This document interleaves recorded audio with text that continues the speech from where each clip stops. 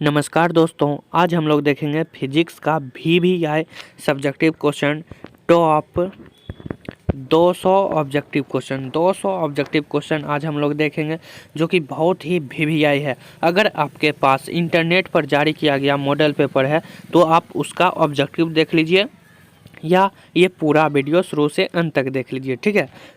चलिए question number 1 देखते हैं। कह रहा है विद्युत परिपथ की शक्ति होती है V²/R। चलिए क्वेश्चन नंबर 4 नंबर देखते हैं। चुंबकीय क्षेत्र की बीमा है। चुंबकीय क्षेत्र की बीमा क्या होती है? चुंबकीय क्षेत्र की बीमा होती है ML0T-2I इन्वर्स, ठीक है।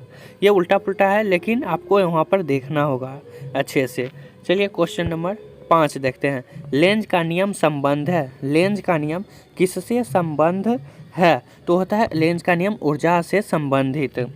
चलिए क्वेश्चन नंबर 6। LR परिपथ का शक्ति गुणांक होता है। LR परिपथ का शक्ति गुणांक होता है R/√R² प्लस ओमेगा² प्लस ओमेगा² L², ठीक है। ऑप्शन नंबर बी हो जाएगा। चलिए क्वेश्चन नंबर 7। जब चुंबकीय क्षेत्र की तीव्रता को चौगुना बढ़ा दिया जाता है तो लटकती हुई चुंबकीय सुई का आवर्तकाल होता है। लटकती हुई चुंबकीय सुई का आवर्तकाल आधा होता है। और हाँ, आप लोग देख लीजिए, आप लोग जब वीडियो को देखते हैं ना, पढ़ने से ज़्यादा वीडियो अगर आप लोग कोई भी मूवी देख लेते हैं तो मूवी याद हो जाता है कि ये इस जगह पर ये सीन आता है, वो सीन आता है। वैसे ही आप लोग अगर 1 से 2 बार वीडियो को देखते हैं तो आपको डायरेक्ट याद ही हो जाएगा कि ये इसका आंसर ये होगा, इसका आंसर वो होगा। तब आप लोग क्विज पर डायरेक्ट मात्र 15 सेकेंड में आंसर दे सकेंगे, ठीक है। चलिए क्वेश्चन नंबर 8 देखते हैं। खगोलीय दूरदर्शक में अंतिम प्रतिबिंब होता है। खगोलीय दूरदर्शक में अंतिम प्रतिबिंब काल्पनिक और उल्टा होता है। काल्पनिक और उल्टा होता है। चलिए क्वेश्चन नंबर 9 देखते हैं। कह रहा है बीटा किरणें विक्षेपित होती है। बीटा किरणें विक्षेपित होती है चुंबकीय एवं विद्युतीय क्षेत्र दोनों में। बीटा किरणें जो होती है वो चुंबकीय क्षेत्र एवं विद्युतीय क्षेत्र दोनों में विक्षेपित होती है, ठीक है। चलिए क्वेश्चन नंबर 10। NOR गेट के लिए बूलियन व्यंजक। NOR गेट के लिए बूलियन व्यंजक होता है Y=A+B पर ये लकरिंग रहेगा, ठीक है। ये सब क्वेश्चन जितना अभी मान के चलो 7-8 क्वेश्चन हुआ है अभी, ठीक है। 7-8 जितना भी अभी सब ऑब्जेक्टिव कराएंगे ना, सब पहले ही आप लोगों को कराया गया है, बस आपको याद नहीं है। इसलिए हम लोग इससे करा रहे हैं ताकि आप लोग देखिए कि ये सब क्वेश्चन तो पहले ही हो गया था, ठीक है। आप लोग अगर क्विज खेलते हैं तो ज़रूर आपको पता होगा कि ये सब क्वेश्चन क्विज में कराया गया है और चैप्टर वाइज में भी कराया गया था। इसलिए आप लोग क्विज अटेंड जरूर करिएगा। टेलीग्राम का लिंक डिस्क्रिप्शन में मैं दे दिया हूँ, ठीक है। चलिए क्वेश्चन नंबर 11 देखते हैं। 64 समरूप बूंदें जिनमें प्रत्येक की धारिता 5 μF है मिलकर एक बड़ा बूंद बनाते हैं।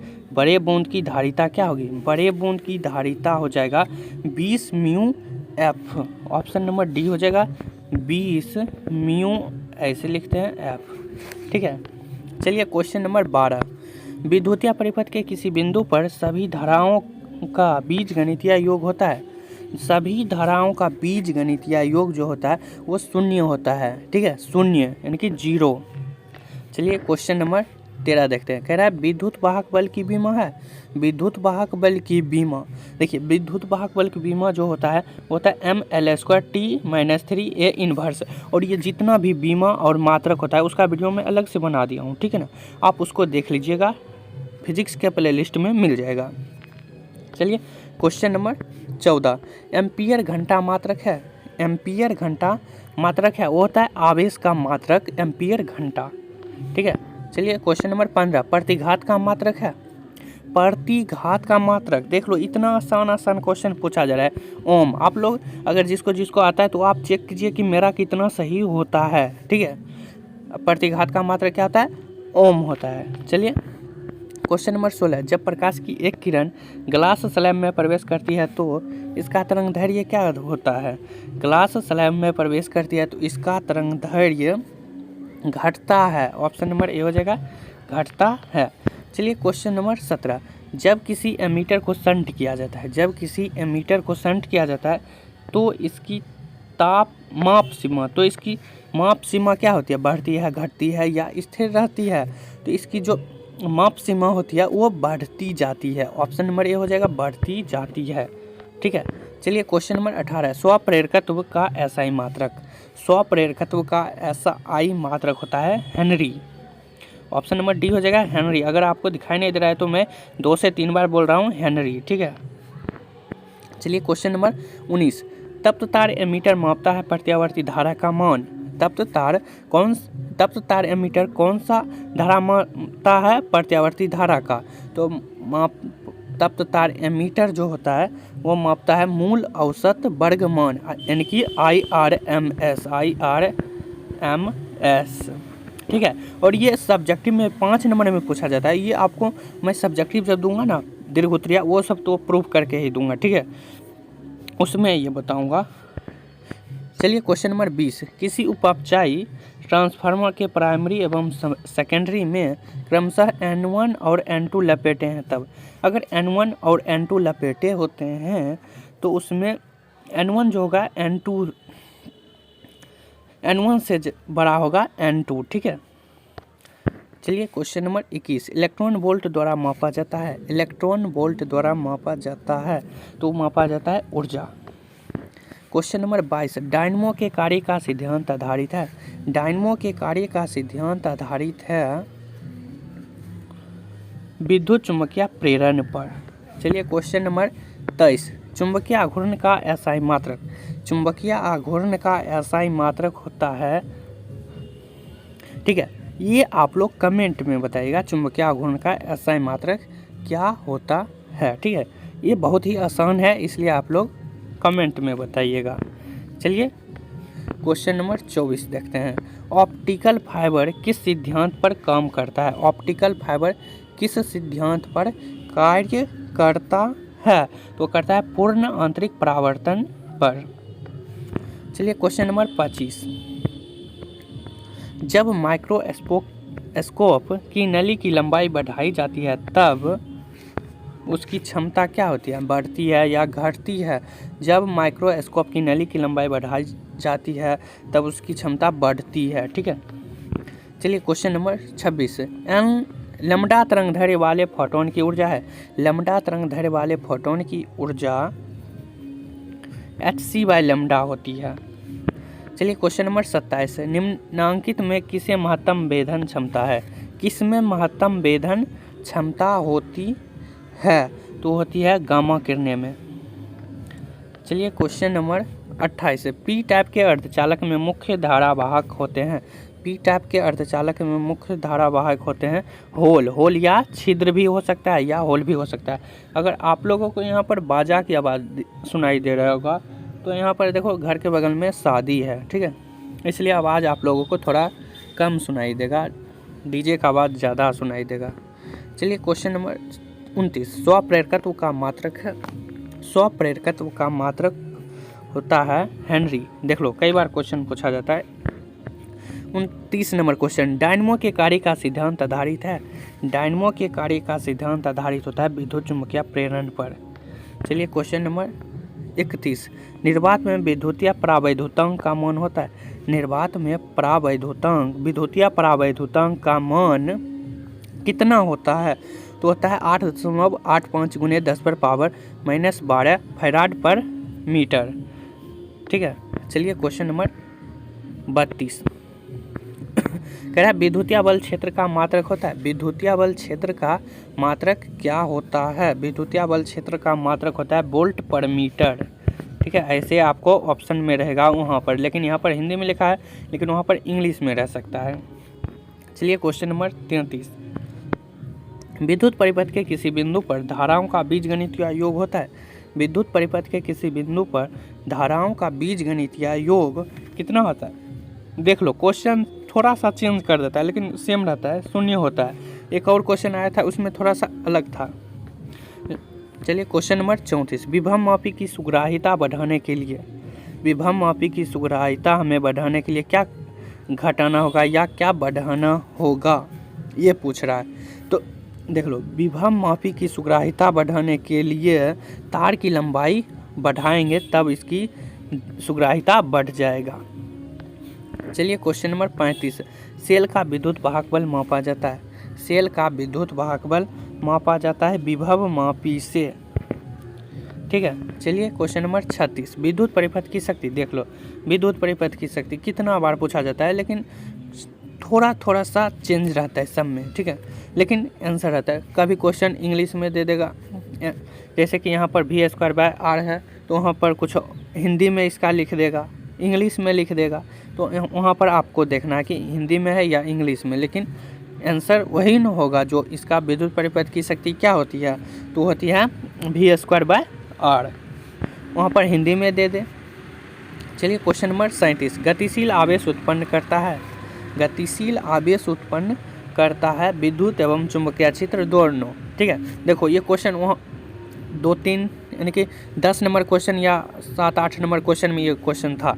गतिशील आवेश उत्पन्न करता है, वहाँ पर दूसरा था, लेकिन विद्युत एवं चुंबकीय क्षेत्र दोनों हो जाएगा। ठीक है, सिर्फ थोड़ा सा चेंज रहता है। ठीक है, आप लोग अच्छे से क्वेश्चन, वहाँ पर क्वेश्चन आप लोगों को 2 से 3 बार क्वेश्चन पढ़ना है, उसके बाद ही रंगना है। ठीक है, चलिए क्वेश्चन नंबर 38 देखते हैं। प्रत्यावर्ती धारा में महत्तम मान और वर्ग माध्य मूल मान के अनुपात, इसका अनुपात पूछ रहा है। प्रत्यावर्ती धारा का और वर्ग माध्य मूल मान का अनुपात, तो इसका अनुपात जो होगा वो हो जाएगा 1/√2। चलिए क्वेश्चन नंबर 39, निकेल है। देखो निकेल है लौह चुंबकीय, बहुत आसान क्वेश्चन पूछा जाएगा। ठीक है, 40 नंबर क्वेश्चन, किसी उत्तल लेंस की ऊपरी भाग आधा काला कर देने पर इसके द्वारा बनाया गया प्रतिबिंब हो जाता है। किसी उत्तल लेंस के अगर ऊपरी भाग को अगर हम आधा काला कर देते हैं तो इसके द्वारा जो प्रतिबिंब बनाया जाएगा वो कैसा बनेगा, छोटा बनेगा या बड़ा बनेगा, ये कह रहा है। तो ये जो होगा ये कम तीव्रता वाला बन जाएगा। चलिए क्वेश्चन नंबर 41, एक अवतल लेंस को पानी में डुबाने पर यह हो जाता है। एक अवतल लेंस को अगर हम पानी में डुबा देते हैं तो वह कम अपसारी हो जाता है, कम अपसारी।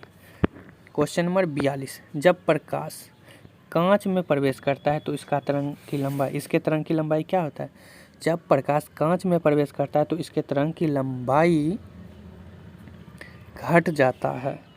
चलिए क्वेश्चन नंबर 43, सामान्य समायोजन में खगोलीय दूरबीन के नली की लंबाई होती है। सामान्य समायोजन में खगोलीय दूरबीन के नली की लंबाई FO + FE होता है। क्वेश्चन नंबर 44, तरंग लंबाई बढ़ाने पर अपवर्तनांक, तरंग की लंबाई बढ़ा देने पर अपवर्तनांक क्या होता है, घटता है या बढ़ता है या अपवर्तित रहता है, तो वो घट जाता है। ठीक है, चलिए क्वेश्चन नंबर 45, F नाभ्यंतर वाले अभिसारी लेंस बनाए गए वास्तविक प्रतिबिंब तथा वस्तु के बीच की न्यूनतम दूरी होगी। वस्तु के बीच की न्यूनतम दूरी पूछ रहा है, तो हो जाएगा 4F के बराबर। ये सब क्वेश्चन हम पहले ही करा दिए हैं। ठीक है ना, देख लो अभी जितना भी क्वेश्चन हुआ ना ये सब पहले ही क्वेश्चन हम करा दिए हैं, लेकिन आप लोगों को याद होगा तब ना। चलिए क्वेश्चन नंबर 46, एक द्विउत्तल लेंस किसी वस्तु का आभासी प्रतिबिंब बना सकता है जब वस्तु रखा गया हो। जब द्विउत्तल लेंस को कहाँ पर रखेंगे तो वो आभासी प्रतिबिंब बना सकता है, लेंस एवं फोकस के बीच, या लेंस के फोकस पर, या F और 2F के बीच में, या अनंत पर। तो हम लोग इसको लेंस और फोकस के बीच जब रखते हैं तो आभासी प्रतिबिंब बना देता है। ऑप्शन नंबर ए हो जाएगा। ठीक है, चलिए क्वेश्चन नंबर 47, कैथोड किरणें होती है। कैथोड किरणें होती है वो होती है ऋण आविष्ट कण। क्वेश्चन नंबर 48, इलेक्ट्रॉन वोल्ट मापता है। देख लो इलेक्ट्रॉन वोल्ट क्या मापता है, क्वेश्चन देख लो कई बार पूछा जाता है, ऊर्जा। क्वेश्चन नंबर 49, प्लांक स्थिरांक की विमा। प्लांक स्थिरांक की विमा क्या होती है, वो होती है mL² T−1। क्वेश्चन नंबर 50, प्रकाश विद्युत प्रभाव की व्याख्या में प्रकाश को क्या माना जाता है। प्रकाश विद्युत प्रभाव की व्याख्या में प्रकाश को क्या माना जाता है, प्रकाश को कण माना जाता है। ठीक है, कण। क्वेश्चन नंबर 51, निम्नलिखित में किस वैज्ञानिक ने क्वांटम सिद्धांत का प्रतिपादन किया था? क्वांटम सिद्धांत का प्रतिपादन प्लैंक ने किया था, महान वैज्ञानिक प्लैंक ने। क्वेश्चन नंबर 52, हाइड्रोजन स्पेक्ट्रम की कौन सी श्रेणी पराबैंगनी में पड़ती है? हाइड्रोजन स्पेक्ट्रम की कौन सी श्रेणी पराबैंगनी में पड़ती है? तो वो पड़ती है लाइमन श्रेणी में। क्वेश्चन नंबर 53, निम्नलिखित में कौन विद्युत चुम्बकीय तरंग वाले का गुण है? विद्युत चुम्बकीय तरंग वाले का गुण होता है गामा किरणें। क्वेश्चन नंबर 54, निम्नांकित में किसे महत्तम वेधन क्षमता, किसमें महत्तम वेधन क्षमता है? देख लो, ये क्वेश्चन कई बार पूछा जा चुका है, तो इसका आप लोग को पता होगा। इस अभी जो करा रहा हूँ ना, इसमें भी पूछा गया है, 2 बार 3 बार देखा था। क्वेश्चन सिर्फ थोड़ा सा चेंज कर देता है, तो ये हो जाएगा गामा किरणें। चलिए क्वेश्चन नंबर 55, पी टाइप के अर्धचालक में मुख्य धारावाहक होते हैं। देख लो, सेम क्वेश्चन, होल या छिद्र, यहाँ पर दोनों दे दिया, वहाँ पर था सिर्फ होल ही, वहाँ पर हम बताए थे छिद्र भी रह सकता है। चलिए question number 56, O R gate के लिए बूलियन व्यंजक, ओ आर गेट के लिए बूलियन व्यंजक, ओ आर गेट के लिए बूलियन व्यंजक होता है a + b = c, या y भी रह सकता है यहाँ पर। चलिए क्वेश्चन नंबर 57, 12 का द्विधारी तुल्यांक, 12 का द्विधारी तुल्यांक ये होता है 1100 का ऑल्टो। क्वेश्चन नंबर 58, टीवी प्रसारण के लिए जिस आवृत्ति परास का उपयोग होता है वो है टीवी प्रसारण के लिए, तो ये टीवी प्रसारण के लिए 30 से 300 मेगाहर्ट्ज का उपयोग होता है, 30 से 300 मेगाहर्ट्ज। क्वेश्चन नंबर 59, एक प्रत्यावर्ती धारा का समीकरण इतना है से निरूपित है, विद्युत धारा की आवृत्ति है, विद्युत धारा की आवृत्ति पूछा जा रहा है, तो हो जाएगा 50। विद्युत धारा की आवृत्ति 50 हो जाए। देख लो, सेम क्वेश्चन, निकेल है लौह चुंबकीय, निकेल क्या है? लौह चुंबकीय। क्वेश्चन नंबर 61, बूस्टर का नियम, बूस्टर का नियम 10 IP, आप लोग डायरेक्ट याद करिएगा, म्यू बराबर 10 IP। बूस्टर का नियम है म्यू बराबर 10 IP, ठीक है। चलिए क्वेश्चन नंबर 62, ताप बढ़ने के साथ साथ अर्धचालक का प्रतिरोध क्या होता है? ताप बढ़ने के साथ अर्धचालक का प्रतिरोध घटता है।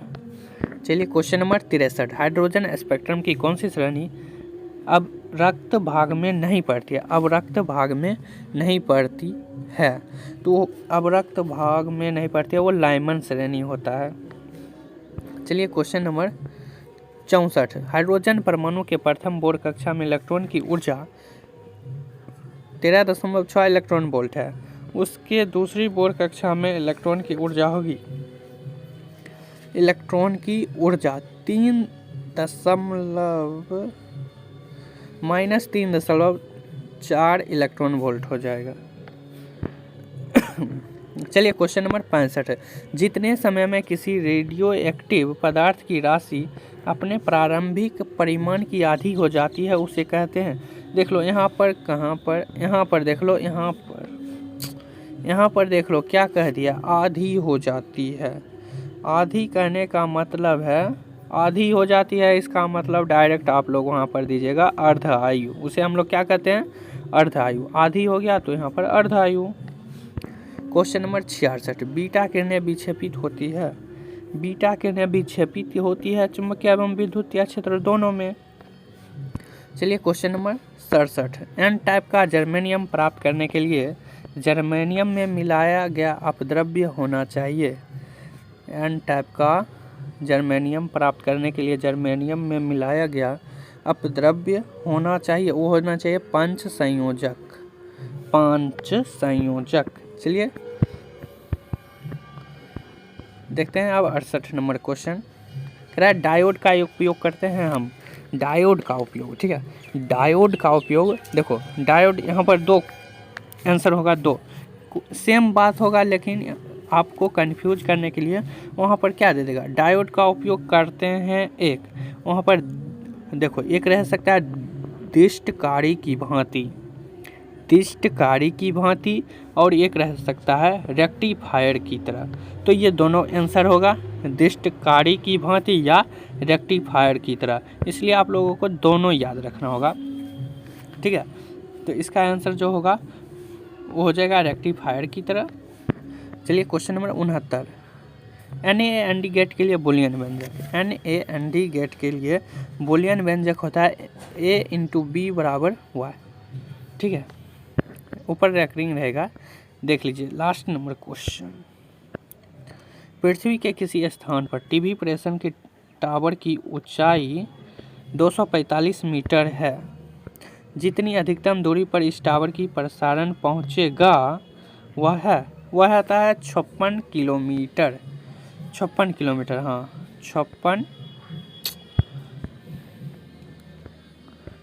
किलोमीटर। ठीक है, अब देखते हैं दूसरा क्वेश्चन नंबर 3 कह रहा है कैथोड किरणें होती है। कैथोड किरणें जो होती है वो इलेक्ट्रॉन होती है। ठीक है, चलिए क्वेश्चन नंबर 4, LR परिपथ की प्रतिबाधा होती है। LR परिपथ की प्रतिबाधा होती है तो होती है √R² प्लस L² ω²। ठीक है, चलिए क्वेश्चन नंबर 5, प्लांक स्थिरांक की विमा है। प्लांक स्थिरांक की विमा होती है mL² T−1। चलिए क्वेश्चन नंबर 6, निम्नलिखित में किस राशि का भौतिक मात्रक वोल्ट पर मीटर होता है। वोल्ट पर मीटर किस भौतिक राशि का मात्रक है, तो ये होता है विद्युत क्षेत्र का। चलिए क्वेश्चन नंबर 7, लॉरेंज बल के लिए कौन सा व्यंजक सही है। लॉरेंज बल के लिए कौन सा व्यंजक सही है। लॉरेंज बल, तो लॉरेंज बल होता है ये F, ये जो तीर है ये सदिश राशि को निरूपित करता है। ठीक है, चलिए क्वेश्चन नंबर 8, दशमिक संख्या 25 का द्विधारी। देख लो, कभी कभी कह देता है 25 का द्विधारी संख्या बताओ, कभी कहता है दशमिक संख्या 25 का द्विधारी, लेकिन बात सेम ही होता है। ठीक है, तो होता है 11,001 का होल 2। चलिए क्वेश्चन नंबर 9, एमीटर का प्रतिरोध होता है। एमीटर का प्रतिरोध होता है बहुत कम। ठीक है, एमीटर का जो प्रतिरोध होता है बहुत कम होता है। चलिए क्वेश्चन नंबर 10, निम्नांकित में कौन विद्युतीय चुंबकीय तरंग नहीं है। विद्युतीय चुंबकीय तरंग नहीं है इनमें से कौन, तो वो है ध्वनि तरंग। ठीक है, यहाँ पर आप लोग देख लो तरंग लिखा हुआ है, तो तरंग विद्युत चुंबकीय तरंग नहीं है, तो ध्वनि नहीं है विद्युत चुंबकीय तरंग, क्योंकि ध्वनि तो हम लोग सुनते हैं, तो विद्युत चुंबकीय तरंग कैसे हो सकता है। चलिए क्वेश्चन नंबर 11, गामा किरणों की तरह होती है। गामा किरणों की तरह होती है, गामा किरणों की तरह होती है कैथोड किरणें। ऑप्शन नंबर सी हो जाएगा। क्वेश्चन नंबर 12, दो समान धारिता C वाले संधारित्र को समांतर क्रम में जोड़ने पर उसकी समतुल्य धारिता होती है। उसकी समतुल्य धारिता, इसको हम लोग समांतर क्रम में जोड़ेंगे तब उसकी समतुल्य धारिता क्या होगी, वो हो जाएगा 2C। चलिए क्वेश्चन नंबर 13, प्रकाश परिपथ बराबर होता है। प्रकाशिक परिपथ बराबर होता है, प्रकाशिक परिपथ बराबर होता है अपवर्तनांक गुणे पथ की लंबाई। चलिए क्वेश्चन नंबर 14, हीरा का अपवर्तनांक होता है 2.242, सबसे ज़्यादा हीरा का अपवर्तनांक होता है। ठीक है, विद्युत चुंबकीय तरंग की प्रकृति होती है। विद्युत चुंबकीय तरंग की प्रकृति क्या होती है, तो होती है अनुप्रस्थ और अनुदैर्ध्य दोनों। चलिए क्वेश्चन नंबर 18, निकट दृष्टि दोष दूर करने के लिए व्यवहार किया जाता है किस लेंस का।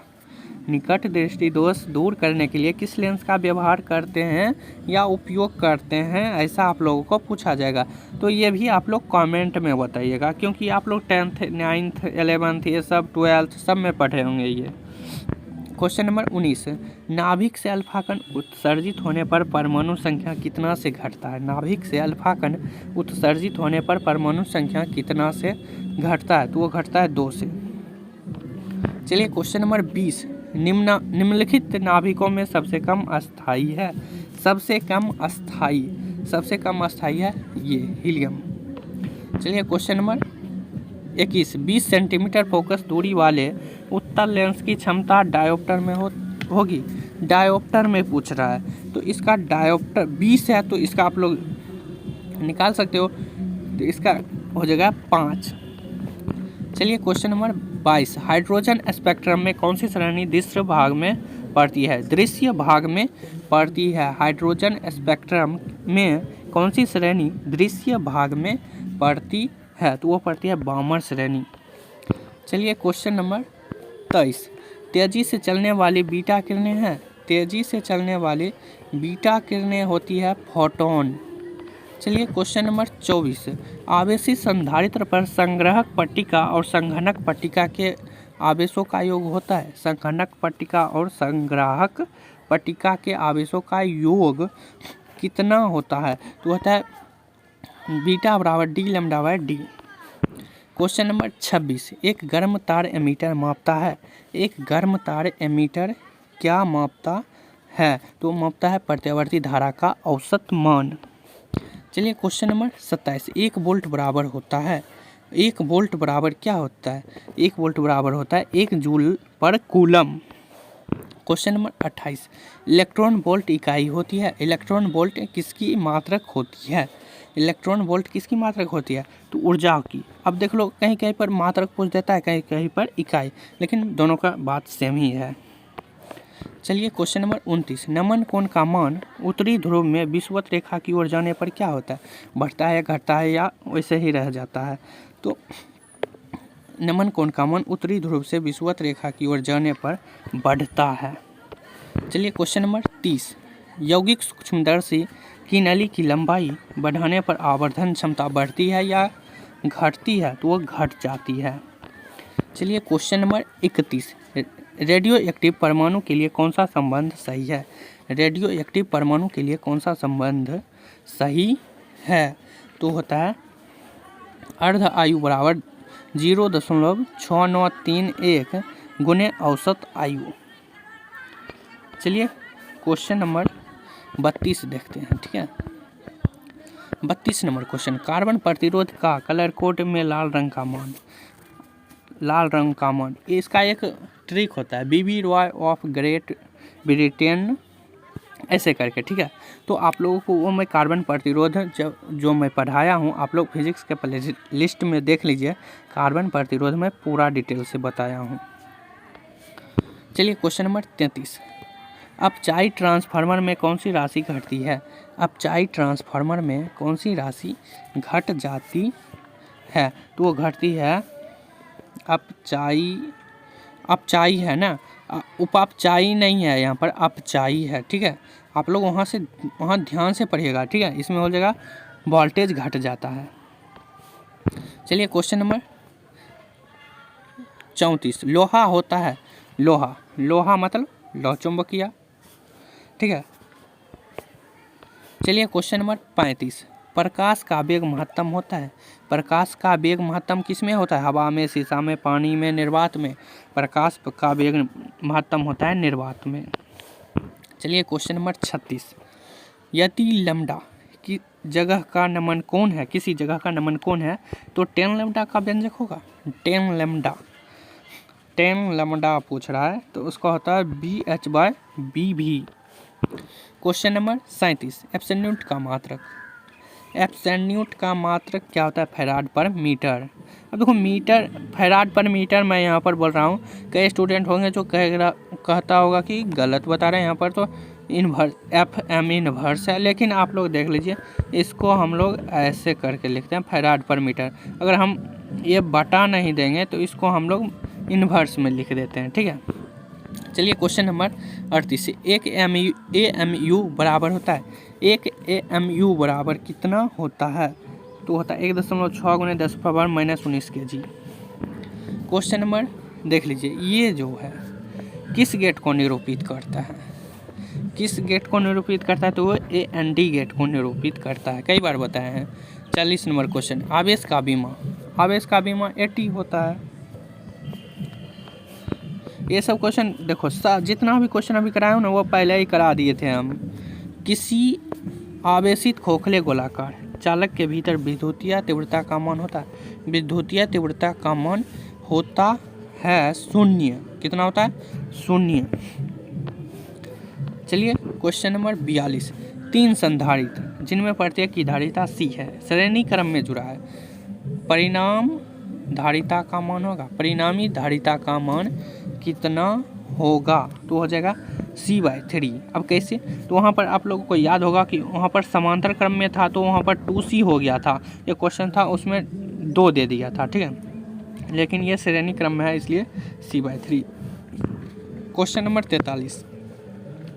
2 सेलों को जिनके विद्युत वाहक बल E1 और E2 है, आंतरिक प्रतिरोध R1 R2 है, समांतर क्रम में जोड़ा गया है, इसका समतुल्य विद्युत वाहक बल, समतुल्य विद्युत वाहक बल पूछा जा रहा है, तो होगा ये E1 R2 ऐसे करके आप लोग इसको पढ़ लो, ठीक है।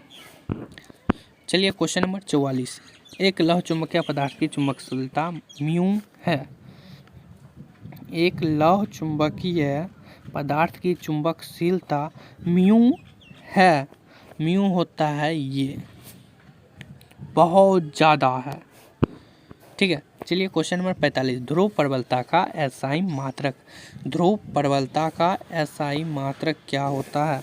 तो होता है एम्पियर मीटर। Question number 46। विद्युत हीटर में जिस तत्व का व्यवहार किया जाता है वो है, विद्युत हीटर में, अब देखो इसमें नाइक्रोम का उपयोग किया जाता है विद्युत हीटर में। अब कहीं कहीं पर निक्रोम भी लिखा होगा, निक्रोम। अब नाइक्रोम निक्रोम, अगर आप लोग वहाँ पर देखिए है नाइक्रोम है, चलो ये नहीं होगा, निक्रोम होता है, लेकिन ऐसा बात नहीं है। Question number 47। शोषित विद्युत ऊर्जा होती है, शोषित विद्युत ऊर्जा होती है विभवांतर के वर्ग के समानुपाती, शोषित विद्युत ऊर्जा विभवांतर के वर्ग के समानुपाती होती है।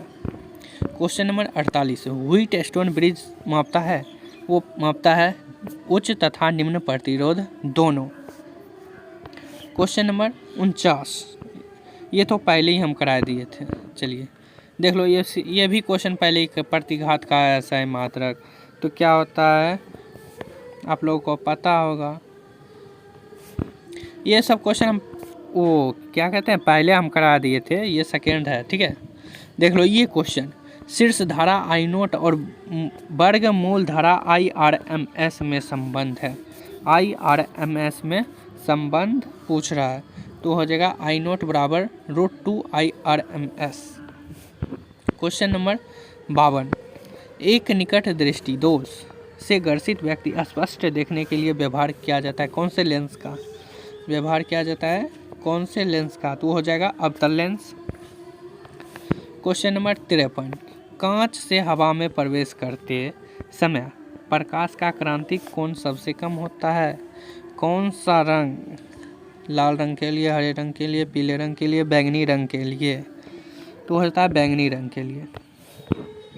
Question number 54। एक पतले प्रिज्म का जिसका अपवर्तनांक म्यू है का न्यूनतम विचलन कौन है? न्यूनतम विचलन कोण, देखो ये न्यूनतम विचलन कोण हमें भी पता नहीं है, लेकिन इसका आंसर हो जाएगा μ-1 × a।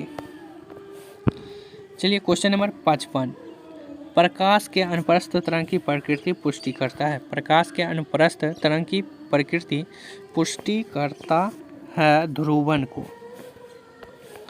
Question number 56। एक लेंस का नाभ्यंतर हवा में 20 सेंटीमीटर है, इसका नाभ्यंतर एक माध्यम में जिसका अपवर्तनांक इतना है 1.5 हो जाता है, इसका क्या पूछ जाता है? इसका माध्यम अपवर्तनांक इतना है तो हो जाता है हो जाता है इन्फिनिटिव, यानी कि इसका कोई मान ही नहीं हुआ, यानी कि अनंत। चलिए क्वेश्चन नंबर 57 बहुत ही भी है। विद्युत चुम्बकीय तरंग की संचरण की दिशा होती है, विद्युत चुम्बकीय तरंग के संचरण की दिशा क्या होती है? तो होती है B/E के समांतर। Question number 58। चुंबकीय क्षेत्र तथा विद्युतीय क्षेत्र के अनुपात का मात्रक होता है, विद्युतीय क्षेत्र और चुंबकीय क्षेत्र के अनुपात का मात्रक पूछ रहा है, तो हो जाएगा मीटर सेकेंड। ठीक है, मीटर सेकेंड पर मीटर, ठीक है, सेकेंड पर मीटर हो जाएगा, ये नहीं होगा, ठीक है, ये भी नहीं होगा और ना ही होगा, ये होगा सेकेंड पर मीटर। चलिए क्वेश्चन नंबर 69, हाँ 69, उत्सर्जित 59 है, ठीक है, ये 59 है। उत्सर्जित फोटो इलेक्ट्रॉन की ऊर्जा निर्भर करती है, उत्सर्जित फोटो इलेक्ट्रॉन की ऊर्जा निर्भर करती है, उत्सर्जित फोटो इलेक्ट्रॉन की ऊर्जा निर्भर करती है प्रकाश के तरंगदैर्घ्य पर। क्वेश्चन नंबर 60, इनमें कौन आवेश रहित है, इनमें कौन आवेश रहित है, तो वो फोटोन कण। क्वेश्चन नंबर 61, प्रत्यावर्ती धारा के शिखर मान तथा वर्ग माध्य मूल मान का अनुपात। ये क्वेश्चन देख लो, उसमें भी आया था, इसमें भी है, ठीक है। चलिए क्वेश्चन नंबर 62, टीवी प्रसारण के लिए, टीवी प्रसारण के लिए किस आवृत्ति, 1 मिनट, ठीक है, देख लो, ये उसका वहाँ पर जो बताए थे ना वो गलत हो गया, ठीक है। प्रत्यावर्ती धारा के शिखर मान तथा वर्ग माध्य मूल मान के अनुपात होता है √2, ठीक है, वहाँ पर थोड़ा गलती हो गया था, √2 होगा। चलिए इसका टीवी प्रसारण के लिए किस आवृत्ति का उपयोग होता है, 30 से 300 मेगाहर्ट्ज, ठीक है, ये तो सही बताए थे। पी टाइप के अर्धचालक में मुख्य धारावाहक, होल या छिद्र, वहाँ, ठीक है। चलिए क्वेश्चन नंबर 64, चुंबक के ज्यामितीय लंबाई Lg तथा चुंबकीय लंबाई Lm में संबंध है, Lg तथा Lm में संबंध वो हो जाएगा Lm बराबर 5/6 Lg। क्वेश्चन नंबर 65, गैल्वेनोमीटर का प्रतिरोध G और वोल्टमीटर का प्रतिरोध V के बीच निम्नलिखित में कौन सा संबंध सही है, कौन सा संबंध सही है, तो ये संबंध सही है। Question number 66, wheat stone bridge का व्यवहारिक ढांचा निम्नलिखित में कौन है, व्हीट स्टोन ब्रिज का व्यवहारिक ढांचा निम्नलिखित में कौन है, तो है मीटर ब्रिज। क्वेश्चन नंबर 67, एक तार विशिष्ट प्रतिरोध निर्भर करता है इसके, एक तार का विशिष्ट प्रतिरोध निर्भर करता है इसके लंबाई पर, अनुप्रस्थ पर, द्रव्यमान पर या पदार्थ की प्रकृति पर, इनमें से कौन होगा, तो होगा पदार्थ की प्रकृति पर। चलिए क्वेश्चन नंबर 68, किरचॉफ के बिंदु नियम में निम्नलिखित में कौन भौतिक राशि संरक्षित रहती है, कौन भौतिक राशि संरक्षित रहती है, तो वो रहती है आवेश। क्वेश्चन नंबर 69, धारावाही चालक के अंदर इलेक्ट्रॉन की गति होती है, धारावाही चालक के अंदर इलेक्ट्रॉन की गति त्वरित होती है। क्वेश्चन नंबर 70, विद्युत परिपथ की शक्ति, विद्युत परिपथ की शक्ति ये हम बताए हैं, ठीक है, विद्युत परिपथ की शक्ति क्या होता है, V²/R। कई